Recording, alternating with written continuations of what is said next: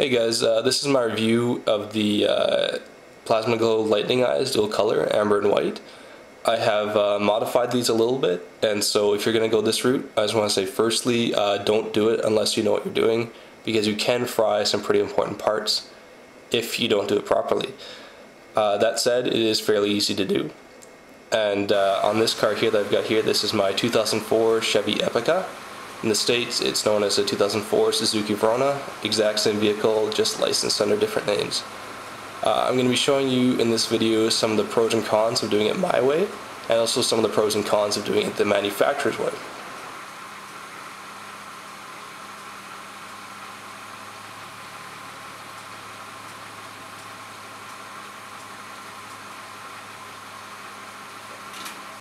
Okay, so another thing I just want to touch on is the color of the lights. The white light that they have is not actually white, it's more bluish. It's actually 8000 K on a temperature scale, whereas white is normally 6000 K. Basically, the higher you get, the more blue it gets. The lower you get, it's either more red or yellow. I can't exactly remember which one, but basically, what you need to know for this is it's 8000 K, whereas regular white light is 6000 K. And so I'm going to start this off here by showing you the old and new lights. So right here, I've got one of the new ones. This is the dual color. You can see it's got a whole whack of LEDs in here. Every other one is going to be the white, and the other ones are the amber color. So I had an old set of just the white ones on my car for 8 months. And here's what the driver's side looks like. And I'll throw in the other ones here so you can see. You know, it is a little bit beaten up. You can see there's no shine to it anymore. It is a little bit cloudy, but that's just from road debris hitting it, mostly sand and stuff. It is still perfectly fine, it works great. It's held up pretty good for the 8 months of our driving conditions here. But on the other hand, here is the passenger side headlight. And you can see it's really banged up. There's those 3 spots there where it looks milky, that's where it's actually separated from the backing. The problem with that is that backing contains all the wiring for those LEDs. And actually, right here, it's completely separated. So you can see one of the LEDs is right there by my finger. It's that little white bit there. It took a rock there and it started to separate. All the LEDs past this point don't work. Occasionally the LEDs past this point won't work. LEDs down here won't work occasionally. You know, it's just really messed up. So again, here's what the new ones look like in comparison to that. Just to show you really quick, you can see it's really discolored, it's really banged up. So my solution to that was to put silicone, but I'll show you guys that later. Okay, so I've got everything here that you're going to want to do this, and all of it's for doing it my way. But if you want to do it the way the manufacturer specifies, you're definitely going to want tape, you're going to want some snips, X-Acto knife, some strippers. Don't go with the cheap ones from like Canadian Tire or whatever. The ones that look kind of like this, you know, like pliers almost, they've got little holes in them. Just avoid those because those will just mess with you. They're really difficult to use and they never work properly. These ones are just so much better. You drop the wire in one end, you can see it closes, it clamps on it, separates, cuts it there. It's fantastic. You're definitely going to want soldering, either soldering gun or pen, doesn't matter, but you're going to need one of those if you want to do this properly. You're also going to need solder to work with. Another thing you're going to want, it's not necessary, but you're going to want it, is a multimeter. These things are great. You set it to whatever setting you need. It tests your voltage, your resistance to find your ground. Tests amperage if you need to find the amps in your system. All that stuff. You're also definitely going to need wire. Now if you want to go with the relays like I did, you'll need at least 5 wire colors. But otherwise you just need 2, maybe 3 at the most. You can go with probably like 22 gauge because these things draw a ridiculously small amount of current at 12 volts. So you're not at risk of your wire heating up. Another thing you're going to want, you need 2 relays if you're going to go with the way I did it, is diodes if you go with the relays, fuses if you go with the relays, and heat shrink is always a good idea. It helps when you're trying to get these relays here taped up or whatever. You can use hot glue if you want, but it's just easy to slip, you know, one of these pieces of heat shrink on here and just heat it up. If you're going to do that, be careful you don't mess up anything inside the diode. I actually have no idea how these things work. I just know how to hook them up.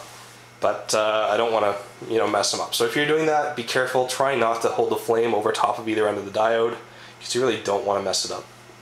Another thing that's not shown here is solder. It's dirt cheap to like $2 or $3 a roll. You know, don't cheap out. Get a soldering pen and solder. It's going to be like 15 bucks, and it makes it so much better. If you solder your connections, they're not coming apart because the connection is actually stronger than the wire itself. So you're not gonna, you know, mess it up. You're not gonna be driving down the road and something's either gonna short out, fall off, fry, whatever. You're good to go. So I will show you a wiring diagram and I'll explain to you a little bit more in a little bit. But first I'm going to wash my car. I'm going to get into a garage, just for one of my buddies for a little bit, and we'll show you what's going on with that. Okay, so I've gone and popped off the headlight here, and so you can see it's just this one strip. If you look closely, it's a little hard to see. Let's try that. Okay, there you go. You can see it all right there. Right in here we have the strip. On here, that's silicone. At the front, that's a layer of silicone as well. And there's actually a bit of silicone just on the top of this. Not very much, but just enough to seal it in. And so, you know, you can see the back isn't too clean, but who cares? No one sees that. But the front is actually molded to the shape of the bumper and the headlight, and bridges between the two. Right up here, there's also some silicone just to take up the gap, so you don't get stuff coming in there. It just looks a little bit cleaner. So if you look at the side, you don't see this huge gap here. So down here, and a quick word if you've never actually done this kind of thing, these cables right here, those are for your airbags. This is an airbag sensor. You want to stay away from anything loomed in yellow like this. Just stay away from it. It's a good idea to disconnect the battery too. It's not necessary, but it's a good idea. It's a bit of a hassle because it resets everything, you know, your clock and all that stuff, but better safe than sorry, right? So anyway, we've got the light set up here. You can see the wiring comes around here. It starts going into this loom here. I've got zip tied onto this clip, goes back, it's zip tied again down here as well, and then it goes into this bundle of wiring right here. Up here, we've got the left and right wires right here. The other one continues along underneath the bumper, goes underneath, comes up around over here. Again, same kind of thing where it comes back and over. It also ties into the signal light there, and this one ties into my signal light here. You can see it right there. So back here we've got this huge mess of wires. I've actually got that zip tied in, so I can't pull it out for you guys, but we'll get this out of the way. It's just my block heater. And so you can see we've got the relays up here. These are them right there. There's two of them. They're on their side, so you know it's a little hard to see, but there's two of them there. Trust me on that one. It goes through, and we've got our fuses in here. Now they're taped on either side, there, and then there's a bit of tape in the middle. So if one of them blows, you pop off this little bit of tape, you take them out, and then you change them. It continues on. There's all my wires come up through here and run to the relays. From the relays, the power ground wire run back along here. They continue along and into down there. You can see that they go in through the firewall. Okay, so inside here, I've got my power ground run through my cigarette lighter, which is just right there. Now I had to pop off all my interior stuff to do that. It's not too difficult. Okay, so the other difference between the manufacturer's recommendation and my way is the wiring. They recommend hooking up your white to any accessory or your running light, etc. Basically something that's on when the vehicle's on. Now then they recommend hooking up your amber to your signal light. Now that means that the white light is always on, and then the amber light only turns on when your signal light turns on. That's not what I have set up. It looks kind of like that, but they actually alternate in color. It's a little harder to see on camera, but that is what's happening. The reason I did that was because when you have your amber and your white together, the white kind of shunts the amber and you don't really see it at all. It's just a much easier color to miss with the white light shining out of that, and it ruins the color entirely. So that's what the relays are for, and the way it's hooked up is, again, I'll show you the wiring diagram, it'll make more sense then, I'll explain it some more then, but basically what the relays do is they cycle the color. So when the amber turns on, the white turns off. That's basically all that happens. As far as installing on the manufacturer's way, what they recommend is just taking your LED lights and slipping them in between the bumper and the headlight, and that works fairly well. Areas that are predominantly warm, you know, don't really get snow during the winter, I think you'll be fine. Places like, you know, LA, California, things like that, they should be okay.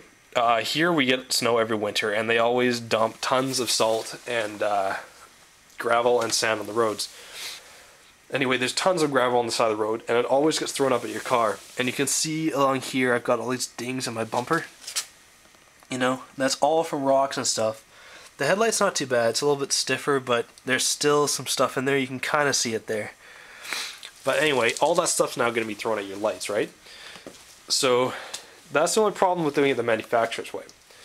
What I did was I took my headlight, I removed it, I threw on these strips like I did there, then I put it back on, ran silicone all the way from this edge all the way along here, and I will show you that silicone later. It's marine grade silicone used for sealing windshields, which is fantastic. I let that cure, then I had to use a knife to kind of separate it a little bit along here, just very carefully. Then what I did was I popped it off, so you're looking at this, basically just the front had silicone like that, and that's the first step. What I did after that was I took my headlight assembly, I flipped her over, and I put tape all the way along the bottom here where it would bond. I ran it back a little bit farther. You can see there's a little bit of silicone there. So I mean, that's an idea of how far back it could potentially go.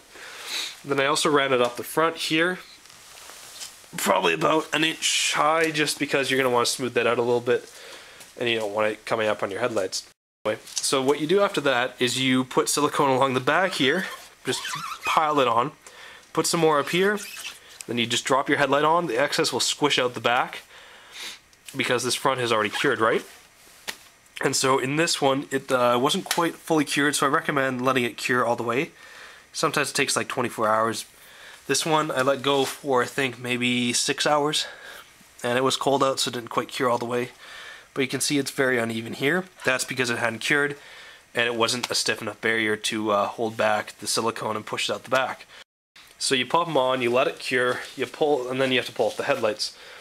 So what I did was I had my tape going all the way up along here, I'd peel it back, peel it back, peel it back, and then I took a cloth full of water, just wiped it along there, the water got in underneath, and you keep peeling it back, continue peeling it back off there, and then it lets you get underneath here with a knife, or you know, like a putty knife, an X-Acto knife, something like that. I recommend, if it is a knife, use the dull end of the blade first. You don't want to cut into your headlight or into the silicone, because that defeats the entire purpose. You can really mess up your headlight doing that.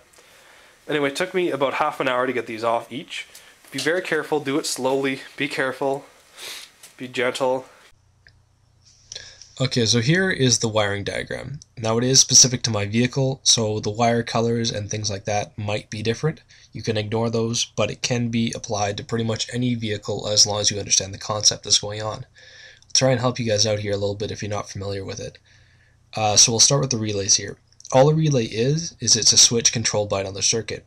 So when your control circuit activates, it activates a electromagnet which pulls basically a piece of metal and activates one circuit or deactivates the circuit. And so you can see here we have our wires running from the turn signal flasher to the actual right and left turn signal lights. And when those activate, they activate our control circuit. Now what that does is it switches the power that's running from our with accessory on down to the white LEDs, and it transfers those over to the amber LEDs. So basically what we have going on is, as soon as that, let's say it's the right signal light, as soon as the right signal light lights up, it turns on the right signal light control unit, turns on the right relay, and disconnects power from the right LED light and turns on the amber LED light. That's all it does. It's that simple. It's just getting around the wires and actually putting it all together. So you notice each of the relays has an 85, 86, 30, 87, 87A. Those are all different terminals, and on the back of the relay it actually has those marked. So you don't have to worry about trying to figure out where those are. They're actually marked on there. As far as the fuse, a 1 amp fuse is perfectly fine. It just has to be wired before the coil there in the relay. So as far as the actual diode, if you don't know which end is positive and negative on there, the end with the line, you see it's got the triangle and the line. The line matches up with a line that will actually be on the diode. There'll be a solid color, and then there will be a line on one end. That end matches up with the line on there. So that's all you have to do, is just line up the two lines and you're good to go. Okay, so that's pretty much it. If you guys have any questions or comments, feel free to throw those in the comment section below. I'll try and help you guys out if you have any questions with throwing this together or something you don't understand. But I'm not going to go, too in depth. If you want to do this, it's going to be on you. Try and figure it out before you actually go and ask something. But if there's something you don't understand, I'm more than happy to try and help you guys out. I will throw a link to the Plasmaglow website in the description below, and I'll try and find that GE silicone and throw that in there as well. But yeah, other than that, thanks for watching, and have a good one.